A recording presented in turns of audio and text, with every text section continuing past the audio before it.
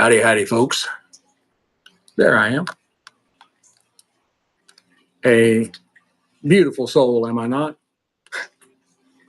Yeah, the reason why I'm not a movie star. Welcome to the post show. Uh, maybe you caught the show um, over on X or YouTube, and I have those cycled in here as well. So they're getting to see the post show. But if you were not on that, I'm sorry. You should follow X. Follow me on X. I post on there before I go live every time. Right now, I use OneStream, and I go live on X and YouTube simultaneously. I've tried using Rumble, but it's not always available. Sometimes I have trouble getting on, and so I have to go with what works. Um, I'd love to be over here because then I can, because now I'm on Rumble and on X and on YouTube. I get to go on 3 platforms live all at once. Where with OneStream, I'm only on 2. So, but I wanted to come over and just kind of give you a little synopsis of what you missed. I'm pairing the Macallan 12-year sherry oak cask Highland single malt Scotch from the Highland region in Scotland. Highland and Speyside are 2 very kind of low smoke, low peat Scotch making regions. Then you have Campbelltown and Lowlands, which is they're kind of in between maybe. And then you have Islay, and then you have the outer islands like the Isle of Skye. They are typically a little more smoke and peat heavy, mostly, not always. But anyway, and I was pairing that with a San Cristobal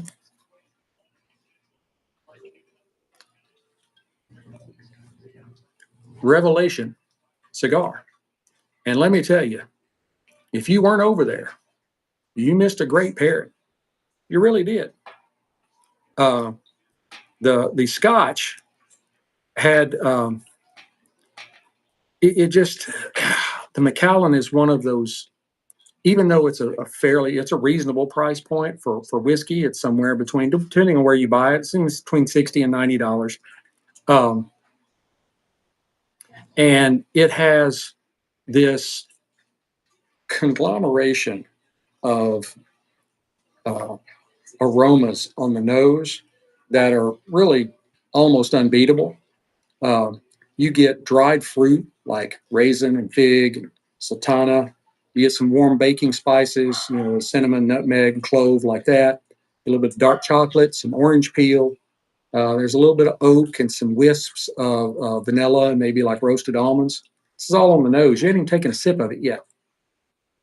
Really great spirit. And then on the palate,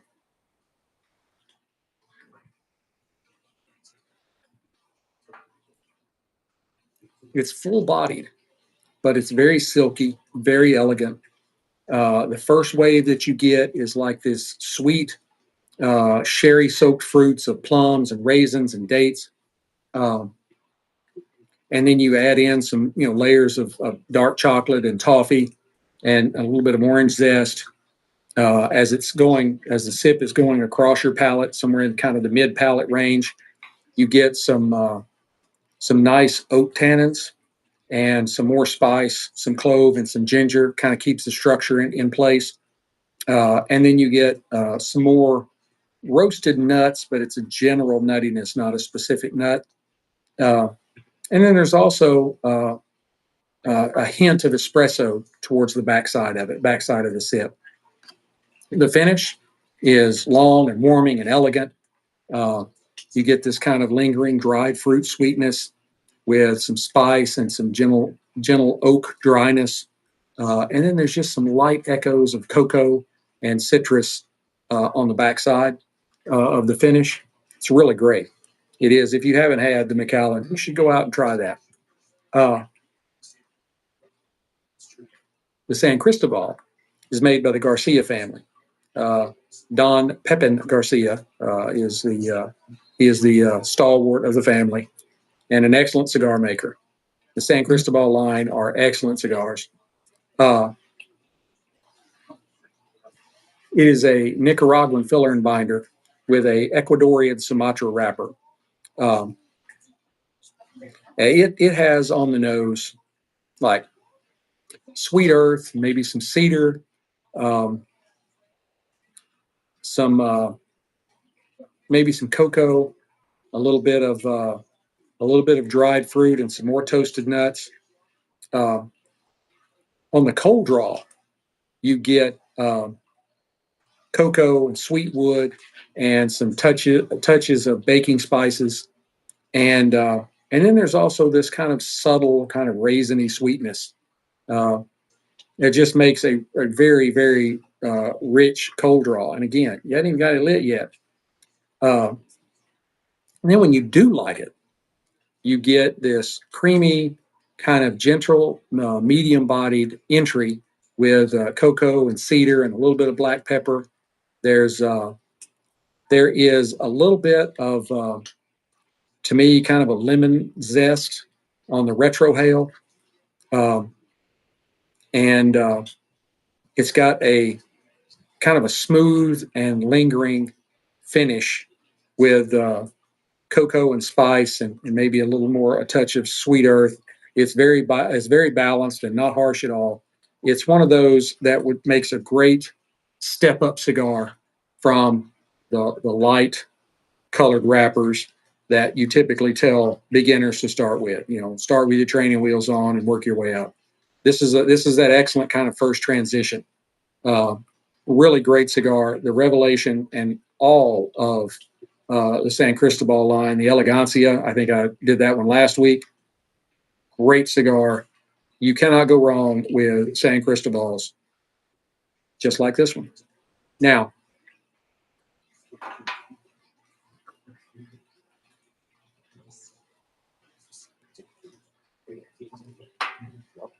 when you put them together, the Macallan's kind of sherry sweetness immediately complements the Revelation's cocoa and dried fruit character.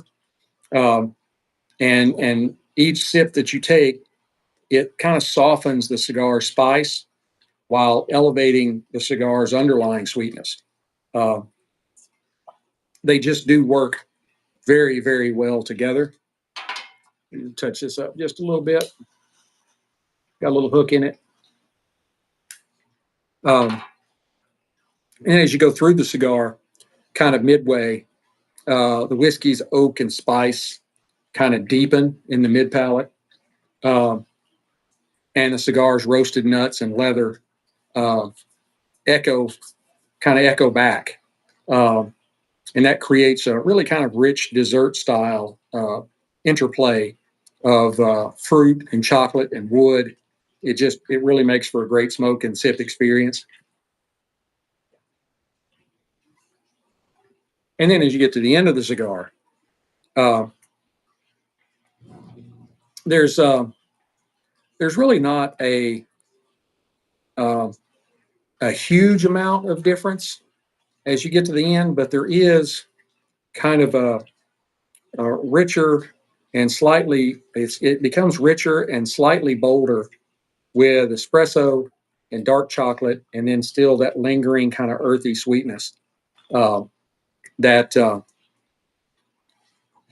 it's just, you feel great. I'm now working on about 60 minutes, 65, and I am refreshed totally. So I will try streaming on X again. I mean, not on X, on Rumble again.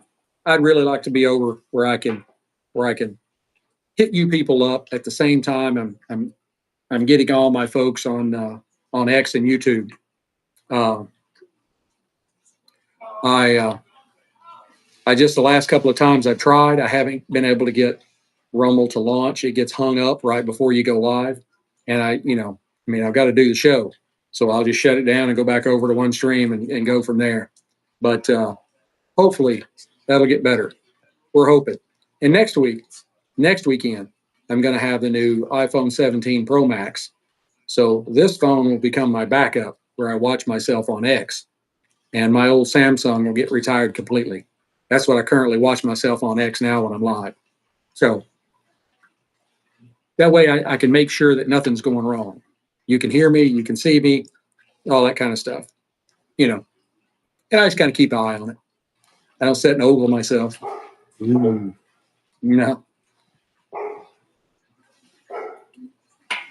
But our pairing today, we talked a little college football because I've been sitting here watching the Oklahoma Auburn game, and you get a whole lot of stuff other than cigars and whiskey when you watch the show. Um, I just kind of, because there's you give your initial impressions, then you have to smoke to kind of the halfway mark, which will take 20 minutes. And so you got to talk about something. You can't just sit there and just puff the cigar and drink and just say nothing. So you get to talk about stuff. And then I kind of give you my midpoint. This is kind of where we are. And then you got another like 20 minutes or so. And then I give you my final. So you get to hear a lot of different stuff. Maybe some political stuff, maybe a lot of sports stuff. I try to stay away from the political stuff. I really try to stay away from it with the show. I know I've got a lot of fans that are MAGA people, and hey, I voted for him too. But I try to keep this show because it's cigars and spirits. I have talked a little bit last week and then again this week, a little bit about the Charlie Kirk thing, because that's just a terrible tragedy. Politics aside, just a terrible tragedy. And, so I kind of gave some of my thoughts on that. But yeah, I'll give Rumble another shot this coming weekend, because I've done this post show thing the last couple of weeks just to see.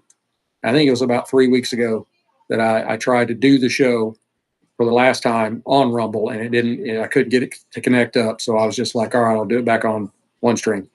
But I'll give it another shot. I don't want to give up. I love Rumble. I've supported Rumble since they launched. I think it's a great thing, because I think too many of the social platforms, and that's why I spend most of my time on X now, is because I used to be on Instagram. But you don't get as much flack. You don't get as much flack on X or Rumble as you do on Instagram, Facebook, and YouTube. So anyway, I will tell you this right before I sign off. If you go to my X profile, this is Sticks-n-Stonez, just like it says on here, over on X, there is a link in my profile to my Printify store.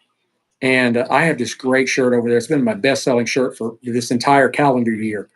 But especially now, somebody went out and bought, one person bought 7 of them this last weekend after the Charlie Kirk thing, because I've kind of made the connection with that shirt and the way he lived his life. The front of the shirt is just very basic. Point this down a little bit. See this logo? I can't get my fingers to go the right way, but it's just like a pocket-sized logo. That it's a red, white, and blue American flag with Sticks-n-Stonez underneath it, about that big. And but then on the back is fully covered. You have a soldier in desert camo with his helmet, his goggles, a dust shield, dust mask on.